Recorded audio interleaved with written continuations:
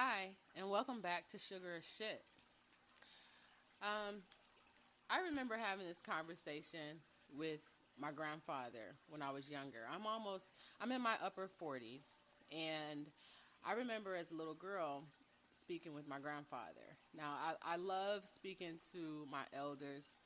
Even now, at the age that I am now, I love speaking to my elders because they have taught me so much, especially the ones that were around for different eras of the world when there was a lot of change going on and a lot of things going on out here that I could learn from, that I could use in today's time.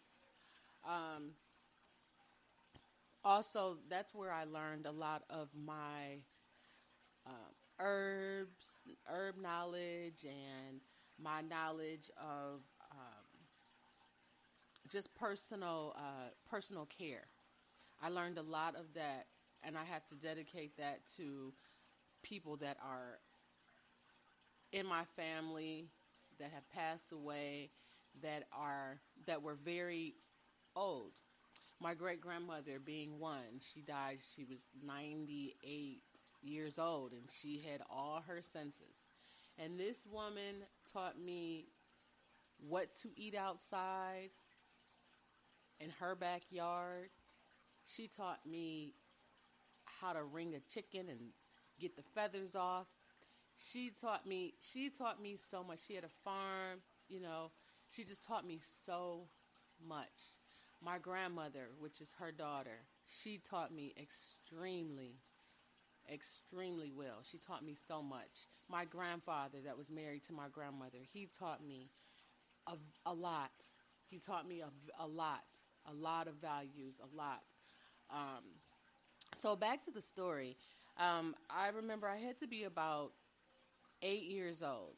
And I heard my grandfather say, this is what started the conversation. And I heard my grandfather say, "Goddamn FDA." So I'm sitting here. At the time, of course, I'm 8 years old. I don't know what the FDA is. So I look at I'm watching him walk across the kitchen and walk back and forth. And he picks up this box or whatnot, and he slams it down and he picks it back up, and and he says, "You know what? I'm not even going to the store because I don't even know when I got this." So, and he throws it in the garbage. So the item that he threw away, it was a box of cereal. So I was wondering, like, why would he throw this big box of cereal away? Like, what's going on with the cereal? So after he finished fussing, because at the time, that's a lot to throw away. At the time that I was growing up, the era that I was growing up, to throw away a $3 box of cereal, that was a lot. So, needless to say, he threw the cereal out. And when he sat down at the table, he began to cut up some onions and tomatoes and things like that. He was preparing a salad. And so I said, Medetta, I said, "Well, what's wrong, Medetta?" That's what I call my grandfather. That's what we all called him. Because I grew up like his daughter. I said, "Medetta, what's wrong?" And he says to me, he says, "Honey, you wouldn't understand." And I said, "Well, why'd you throw that cereal away?"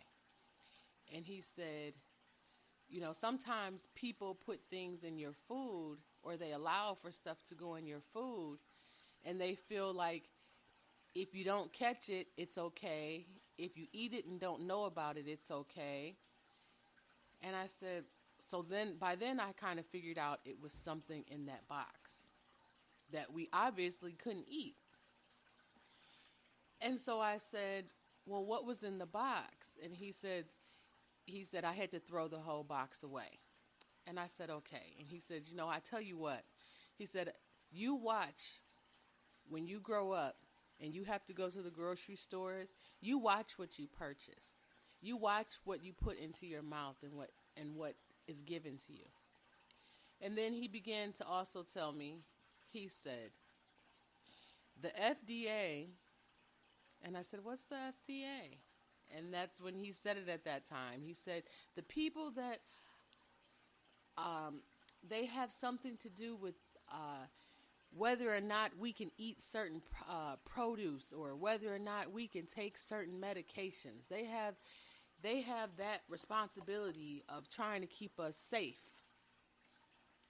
So he said to me, these people will let rat shit be in your cereal and they feel like it's okay because there's rats that are in the wheat field and mice that are in the wheat field, and it's no way for them to get out every piece of rat shit because it's so small and the machines that they use are so big.